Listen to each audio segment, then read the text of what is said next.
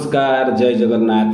आपण देखुचंती Shrihari live take एवं मु आपण सहित अच्छी अच्युतानंद दास। आपण मान गोटे बहुत बड़ा अपडेट उपस्थित होती आम सम्मुखें एवं से अपडेट टी होची जे आपण देखिले दीर्घ 10 वर्ष है सेबी सहारा मैटर चलीथिला एवं से अवधिटा सेबीर चलीथिला।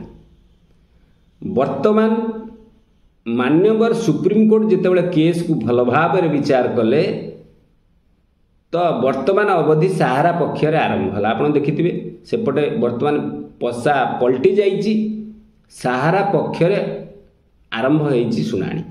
सहारा आड़ को जो कथाटा जाऊँगी मान्यवर सुप्रीम कोर्ट आगे आमर जे कपिल सिब्बल थिले सर्वश्रेष्ठ एडवोकेट विवश करदे मान्यवर सुप्रीम कोर्ट को जे आपण सेपट कथा खाली देखुं एपट कथा देखंतु एवं तांकर जो दाबी थिला जे सहारा इंडिया 62,000 कि 66,000 कोटी टंका दबा को पड़ो सेबी की सुध सहित ये जो बारंबार कोर्ट रे मागी आसुला पैसा सेटा निरर्थक हो जाइए एवं सहारा को दीर्घ 10 वर्ष है सी जो प्रकार आपण को आगु कही भी ए विषय भी करी पर्दाफाश हो पारे सेबीर सेटा बर्तमान हवाक जाऊँगी जे सेबी कहीं सहारा पक्षर दीर्घ 10-12 वर्ष है लगी कौन तार उद्देश्य थिला कहीं सहारा विरुद्ध लगी तेणु वर्तमान सहारा इंडिया मान्यवर सुप्रीम कोर्टर दरवाजा खटखट अर्थात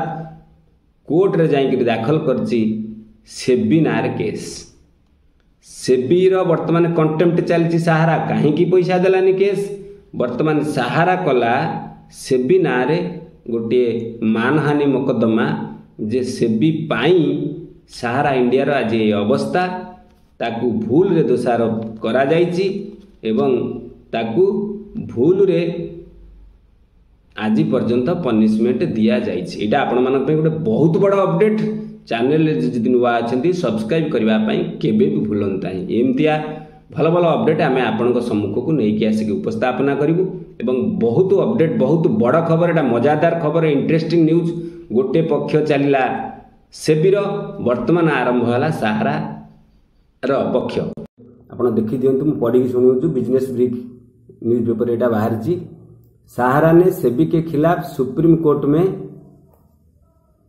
अपना अवमानना याचिका दायर किया।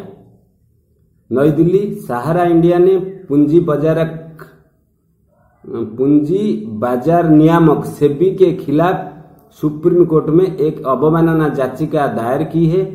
समूह ने शीर्ष अदालत से सेबी को उसके आचरण के लिए संबंधित अधिकारियों को दंडित करने की मांग की है।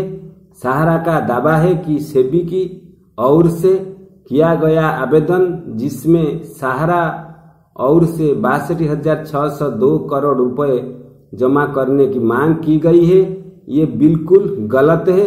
सहारा ने अपनी याचिका में आरोप लगाया है कि सुप्रीम कोर्ट को गुमराह करने और सहारा के खिलाफ सार्वजनिक आक्रोश फैलाने के लिए सेबी ने आधार रहित और निराधार आवेदन दायर किया है।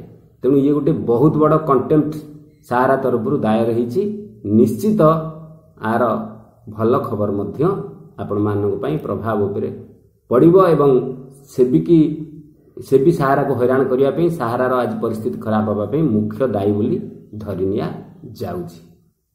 एथरे आपनकर जमाकर्ता मानकर किसी असुविधा नाही बरं गोटे खाली खबर स्थिति जानिबा दरकार ना पेमेंट उपरे कोनोसी असुविधा पड़िबो ना आपनकर केस उपरे कोनोसी प्रभाव पड़िबो।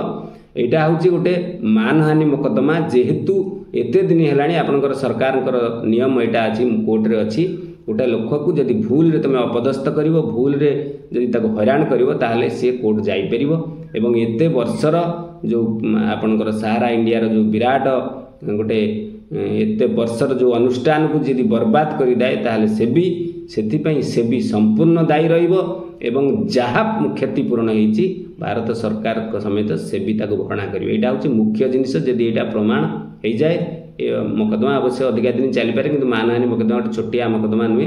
तेणु सहारा इंडिया जितेबाला जाइछि ए कथार बहुत गुरुत्व रही एवं आपण देखिए किसी ना किसी भल रिजल्ट आसो। यहाँ गोटे समग्र सहारा इंडिया पे गोटे बहुत बड़ खबर और सहारा इंडिया सहित जड़ित थिबा समस्त लोकों बहुत बड़ शुभ खबर। पूर्व वीडियो देखिथे सहारा इंडिया आस्था प्रकट कर सहारा इंडिया आम अच्छू से आम सागर लड़ुं। आपड़ भी ये सत कथा आप जानते जो लोक मरीगला ता विरुद्ध सागर किए लगे कि जीवित थिबा लोक अर्थात मार्केट रे स्थिति थिबा लोक विरुद्ध बर्तमान लगा जाउची। तेणु से सहारा इंडिया छाड़ा संस्था नुहे।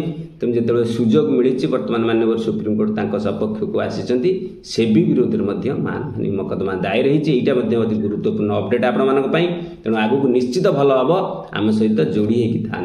रोची नमस्कार, जय जगन्नाथ।